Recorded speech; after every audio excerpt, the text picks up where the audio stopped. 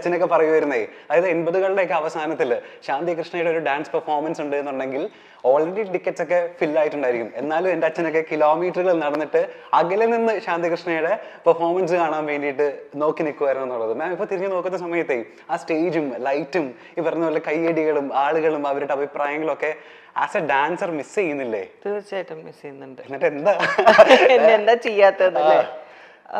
ഞാൻ തന്നെ അത് സ്വയം I ask myself that question, എന്തുകൊണ്ട് ഞാൻ ചെയ്യുന്നില്ല. എനിക്ക് തോന്നുന്നത് ഒരു 3-4 വർഷം മുമ്പ് there was a small accident that happened on sets. ആ സമയത്ത് പിന്നെ അതിനുശേഷം ഡോക്ടർ എൻ്റെ അടുത്ത് പറഞ്ഞത് എന്ന് വെച്ചാൽ കാല് വളരെയധികം അടിക്കാൻ പാടില്ല എന്നായിരുന്നു. അപ്പോൾ അത് ഒരുമാതിരി സൈക്കോളജിക്കലി എൻ്റെ ഹെഡിൽ കയറി. അതായത് നമ്മൾ ഇനി ചെയ്താൽ കുഴപ്പമാവോ, ബിക്കോസ് അപ്പോൾ അത് ആ ഒരു പേടി കൊണ്ടായിരിക്കാം ആണെന്ന് തന്നെ പറയാം. അത് പ്രാക്ടീസ് ഒന്നും ചെയ്യാതെ ഇരുന്നത്. സോ ബട്ട് ഇപ്പോൾ ഞാൻ പല പ്രാവശ്യം എല്ലാവരുടെയും പ്രോഗ്രാംസ് ഒക്കെ കാണുമ്പോൾ, എസ്പെഷ്യലി നമ്മുടെ ആശാ ശരത്തിൻ്റെയും മഞ്ജു, എനിക്ക് മെയിനായിട്ട് വിനീതിൻ്റെ ഒക്കെ ഭയങ്കര ഇഷ്ടമാണ്. അപ്പോൾ അങ്ങനെയൊക്കെ കണ്ട് എന്തിനാ നമ്മുടെ ശ്രീദേവി ചേച്ചിയില്ലേ, ശ്രീദേവി ചേച്ചി is a big inspiration also for us. അപ്പോൾ ചേച്ചിയൊക്കെ ചെയ്യുന്ന കാണുമ്പോൾ ഞാൻ അവരുടെ അടുത്ത് തന്നെ സംസാരിച്ചിട്ടുണ്ട്. റീസെൻ്റ് ആയിട്ട് വരെ ഞാൻ സംസാരിച്ചു. ഞാൻ പറഞ്ഞു വീണ്ടും ഒന്ന് സ്റ്റേജിൽ കയറണം എന്ന് ആഗ്രഹമുണ്ട്. അപ്പോൾ അവരൊക്കെ ഭയങ്കരമായിട്ട് എൻകറേജ് ചെയ്തിട്ടുണ്ട്. So let's hope for the best.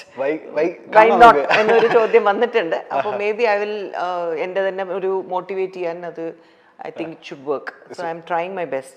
ഈ 15-16 വയസ്സില്, അതായത് കൗമാരപ്രായത്തില് സിനിമയിൽ വരിക, അതും ഭരതനെ പോലുള്ള ഇന്ത്യ കണ്ടിട്ടുള്ള കേരളത്തിലെ തന്നെ മികച്ച ഒരു ലെജൻഡറി സംവിധായകൻ പരിചയപ്പെടുത്തുന്ന ഒരു നായികയായിട്ട് മലയാള സിനിമയിലൂടെ അരങ്ങേറ്റം കുറിക്കുക, അതും അശ്വതിയെ പോലുള്ള ഒരു കഥാപാത്രം ചെയ്ത് നിദ്രയിൽ മലയാള സിനിമയിലേക്ക് വരിക. അന്ന് ആ ടീനേജുകാർക്ക് ഭരതൻ സാർ ഇങ്ങനെ കഥാപാത്രത്തെ പറ്റി പറയുമ്പോഴും ഭരതൻ സാർ ഇൻട്രൊഡ്യൂസ് ചെയ്യുമ്പോഴും ആ കൗമാരക്കാർക്ക് അറിയാമായിരുന്നു ഇത്രയും ഇതിൻ്റെ ഒരു ഹെവിനെസ്, ഇതിൻ്റെ ഒരു മെച്ചോറിറ്റി എത്ര മാത്രമാണെന്ന്. ഈ ഒരു ക്വസ്റ്റ്യൻ വേറൊരു തരത്തിൽ എല്ലാവരും ചോദിച്ചിട്ടുണ്ട്. ദാറ്റ് ഈസ് ഭരതേട്ടൻ്റെ പടത്തിൽ എങ്ങനെയാണ് ഇൻട്രൊഡ്യൂസ് ആയത്.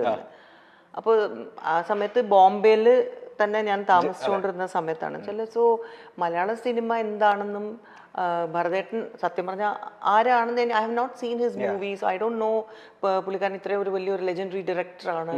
അപ്പോൾ എനിക്ക് ആ സമയത്ത് ആർട്ടിനോട് കമ്പം ഉണ്ടായിരുന്നു. അപ്പോൾ ആ സമയത്ത് എനിക്ക് ഈ ഒരു ചാൻസ് വന്നപ്പോൾ എൻ്റെ ചേട്ടൻ Suresh Krishna was KB SARS assistant at that point. അപ്പോൾ ചേട്ടനാണ് എൻ്റെ ബ്രദറാണെന്ന് അറിഞ്ഞിട്ട് അങ്ങനെയാണല്ലോ എന്നെ വിളിക്കുന്നത്. അപ്പോൾ ആ സമയത്ത് ഭരതേട്ടൻ്റെ പടം ഭരതൻ സർ വിളിക്കുമ്പോൾ അതിൻ്റെ വെയിറ്റ് എന്താണെന്നും ത്രൂ മൈ ബ്രദറാണ് ഞാൻ മനസ്സിലാക്കുന്നത്. ചേട്ടനാണ് പറയുന്നത് ഭരതേട്ടനെ ഇൻട്രൊഡ്യൂസ് എന്നൊക്കെ ചെയ്യുക എന്ന് പറഞ്ഞാൽ വലിയൊരു സംഭവമാണ് ഇവിടെ ഇൻഡസ്ട്രിയിൽ. പിന്നെ അപ്പോൾ അതുകൊണ്ട് you have to think if you want to really work in movies or ഈ ഒരു പടം ചെയ്യാൻ താല്പര്യമുണ്ടോ എന്ന് ഇനി ഒന്ന് ആലോചിക്കുമ്പോൾ ഞാൻ ഉടനെ എന്ന് പറഞ്ഞേ. അപ്പോൾ എൻ്റെ അമ്മ അത് ആലോചിക്കുമ്പോൾ അമ്മ നീ എന്തോ എന്നൊക്കെ പറഞ്ഞ് സിനിമയൊക്കെ പോകാനൊന്നും ഇപ്പോൾ ബുദ്ധിമുട്ടാണ്, I don't it's not going to work. ബോംബെയിലാണ് പഠിച്ചുകൊണ്ടിരിക്കുന്നത്, നമ്മൾ ചെന്നൈയിലും കേരളത്തിലൊക്കെ പോയിട്ട് ഷൂട്ട് ചെയ്യുക എന്നൊക്കെ പറഞ്ഞാൽ I mean that age group. പക്ഷെ എനിക്ക് ആ ഒരു താല്പര്യവും ഉണ്ട്, കാരണം അതൊരു ആർട്ട് ഫോം ആണല്ലോ. ഇപ്പം ഞാൻ ഡാൻസ് ചെയ്തിട്ടുണ്ട്. ഇപ്പോൾ സ്കൂളിലൊക്കെ പോകുമ്പോൾ നമ്മൾ അതിൻ്റെ അവിടെ ഞാൻ തന്നെ ആക്ച്വലി കുറച്ചൊക്കെ കൊറിയോഗ്രാഫൊക്കെ ചെയ്ത് അവിടെ ആനുവൽ ഡേ ഒക്കെ വരുമ്പോൾ we use to have a dance programmes. സ്റ്റേജിൽ എന്തെങ്കിലും ഡ്രാമ ഉണ്ടെങ്കിൽ അതും ഞാൻ തന്നെ ഡയറക്റ്റ് ചെയ്യുമായിരുന്നു. It was like that. So ആർട്ടിനോട് എനിക്ക് ഭയങ്കര കമ്പായതുകൊണ്ട് all this I was involve in.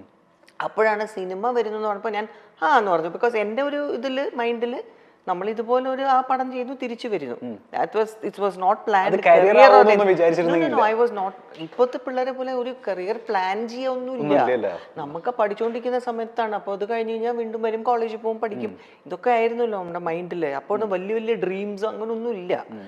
അപ്പോൾ അത് പടത്തിൽ ഞാൻ അഭിനയിക്കാൻ പോകുമ്പോൾ അൾട്ടിമേറ്റ്ലി ഇത് ചേട്ടനൊക്കെ പറഞ്ഞ ഒരു കൺവിൻസ് ചെയ്ത് വേണമെങ്കിൽ ഒന്ന് നോക്കാം എന്ന ലൈനിലാണ് ഞാൻ പടം ചെയ്യാൻ പോകുന്നത്. ലൈക്ക് യു സെഡ്, അശ്വതി എന്ന character was such A heavy character. And ഒരു 16 വയസ്സിൽ നമുക്ക് അതിന് എന്താന്ന് പോലും ഒരു ഐഡിയ ഇല്ല. മാത്രമല്ല ഇറ്റ് ഈസ് ഒരു കേരളത്തിന്റെ ഒരു കൾച്ചർ, ആ ഒരു ഗ്രാമത്തിന്റെ ഒരു കുട്ടി, ആ ഒരു സംഭവം ഒന്നും എനിക്കൊന്നും അറിഞ്ഞുകൂടാ. Whatever the director was telling me to do I was doing. Malayalam ഒട്ടും അറിയില്ല, മനസ്സിലാവും കുറച്ചൊക്കെ, കാരണം അമ്മയ്ക്ക് അറിയായിരുന്നു, അച്ഛനറിയാം. അതല്ലാതെ എനിക്ക് തമിഴൊക്കെ വീട്ടിൽ സംസാരിക്കുന്നതുകൊണ്ട് നമുക്ക് മലയാളം എന്ന് പറഞ്ഞാൽ ഐ ഡോണ്ട് നോ, കേൾക്കുമ്പോൾ ഇത് മലയാളമാണെന്ന് അറിയാം, അത്രേ ഉള്ളൂ.